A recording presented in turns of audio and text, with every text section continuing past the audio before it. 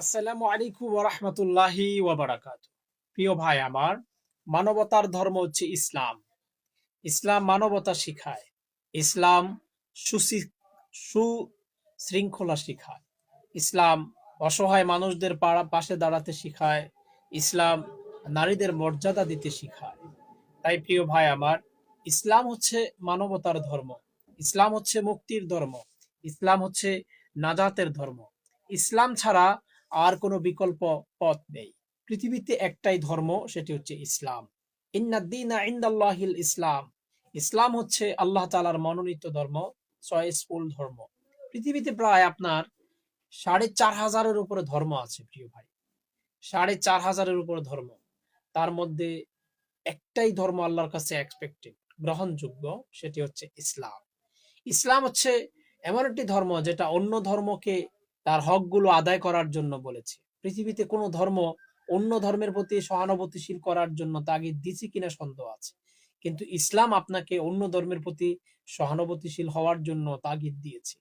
যেমন মনে করেন, কোন একজন বিধর্মী ভাই, হিন্দু ভাই, সে বিপদে পড়েছে, আপনার কাছে এসেছে সাহায্যের জন্য, আপনি তাকে সাহায্য দিতে পারবেন।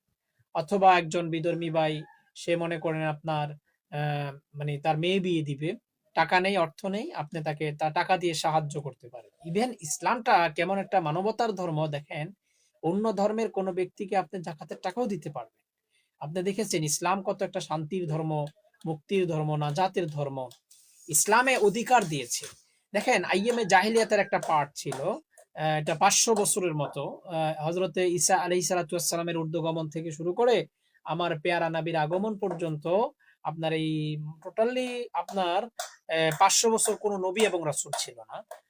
যা আল হক ওয়া জাহাকাল বাতিল ইন্নাল বাতিলা কানা জাহুকা। আল্লাহ তাআলা বলেছেন, আমি অন্ধকারকে দূরীভূত করেছি আলোর মাধ্যমে। সেই আলোটাই হচ্ছে ইসলাম। এই আলোর ধর্ম ইসলাম। আর ইসলামের মধ্যে সবচেয়ে সুন্দর একটি গাইডলাইন হচ্ছে কোরআন, কিতাবুল্লাহ। এই কিতাবুল্লাহ হচ্ছে আল্লাহর কথা, আল্লাহর কালাম, আল্লাহর কথা। হাদা কালামুল্লাহ। প্রিয় ভাই আমার, আজকে যারা আমাদের বিধর্মী ভাই আছে, আমি আপনাদের উদ্দেশ্যে কিছু কথা বলতে চাই। ইসলাম আপনাকে এমন মানবতা শিখাবে যেটা আপনি কখনো কল্পনাও করতে পারবেন না। আপনি কখনো কল্পনাও ছিলেন না বা কল্পনা করতে পারবেন না। ইসলাম হিংসা শেখায় না। ইসলাম অহংকার শেখায় না, দাম্ভিকতা শেখায় না। ইসলাম এমন একটা ধর্ম যেটা আপনাকে বিনয় শিখায়, যেটা আপনাকে উত্তম আদর্শ শিখায়। এমন একজন নবীর আদর্শ দ্বারা ইসলামটাকে সাজিয়েছেন, যেই নবী সম্পর্কে আল্লাহ বলেছেন, ওয়া ইন্নাকা লাআলা খুলুকিন আযীম। আমি আমার হাবিবকে খুলুকে আযীম দান করেছি। সুবহানাল্লাহ। আপনি কি বুঝতে পেরেছেন? ইসলাম হচ্ছে প্রাউডফুল একটা ধর্ম। এটা হচ্ছে এমন একটা ধর্ম, যেই ধর্ম অন্যকে উপকার করতে পছন্দ করে। অন্য ধর্মের প্রতি সৌহার্দ্যপূর্ণ আচরণ করতে পছন্দ করে। আপনি দেখেন রাসূল করিম সাল্লাল্লাহু আলাইহি ওয়াসাল্লাম ইসলাম ধর্মের মানে আপনার প্রচার প্রসারের আগে রাসূল করিম সাল্লাল্লাহু আলাইহি ওয়াসাল্লাম যে আমাদের ইসলাম ধর্মের সবচেয়ে বড় মেসেঞ্জার, বার্তাবাহক, যিনি আল্লাহর পক্ষ থেকে মেসেজগুলো উম্মতের মাঝে প্রচার করেছেন, তিনি যখন দেখেছেন যে আরবের অবস্থা খুবই ভয়াবহ, দেখেন এমন অবস্থা হয়েছে যে যুদ্ধ লাগলে প্রায় ২-৩ বছর টানা যুদ্ধ হতো। এরকম অবস্থা, এত পরিস্থিতি ভয়াবহ থাকতো। ইসলাম কত মানবতা, যুদ্ধ বিগ্রহটা বন্ধ করেছে। হানাহানি, কোলাহল, রক্ত প্রবাহিত হওয়া, এটা ইসলাম বন্ধ করে দিয়েছে। দেখেন আল্লাহর হাবিব একটি সুন্দর একটা মিশন তৈরি করেছেন। এটা হচ্ছে হিলফুল ফুজুল, শান্তি সংঘ মিশন।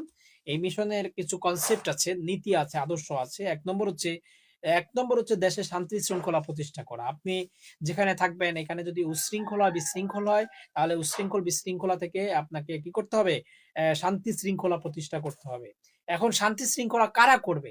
যারা সমাজের দায়িত্বে আছে, যারা রাষ্ট্রের দায়িত্বে আছে, তারাই তো শান্তি শৃঙ্খলা করবে। এখন সমাজের দায়িত্ববান ব্যক্তিরাই যদি বিশৃঙ্খলা সৃষ্টি করে, তাহলে শৃঙ্খলা করবে কারা?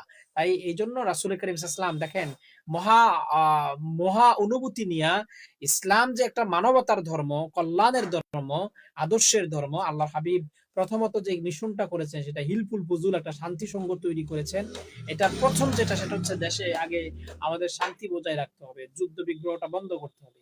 বিভিন্ন গোত্রের মধ্যে সদ্ভাব বা রক্তক্ষয়ী যে যুদ্ধ হয় এটা বন্ধ করতে হবে।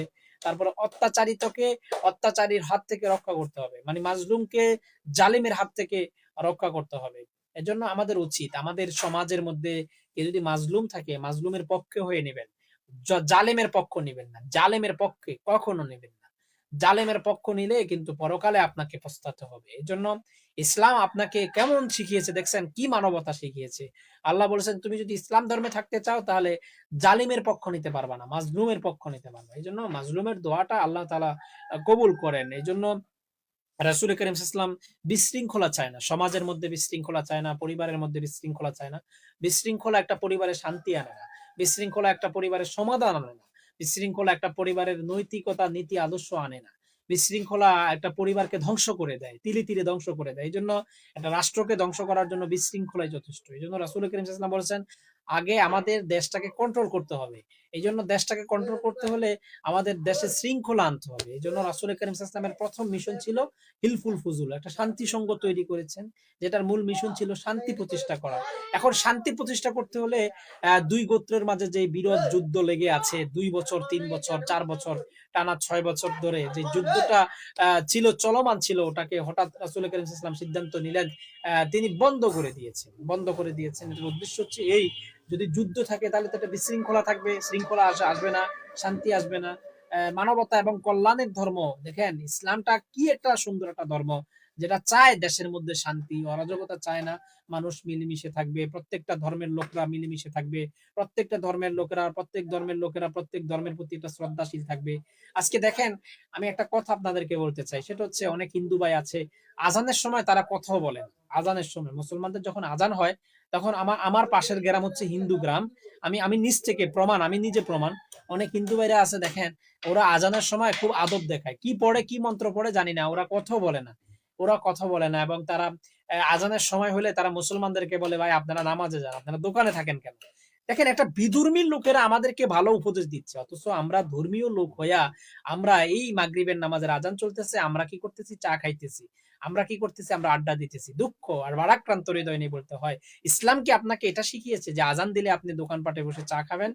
আর দোকানদাররা আপনারা বেচাকেনি বিক্রি বা আপনাদের এত কিসের টাকার খায়েশ যে সলাতুল মাগরিবের নামাজ হচ্ছে সংক্ষিপ্ত সময়।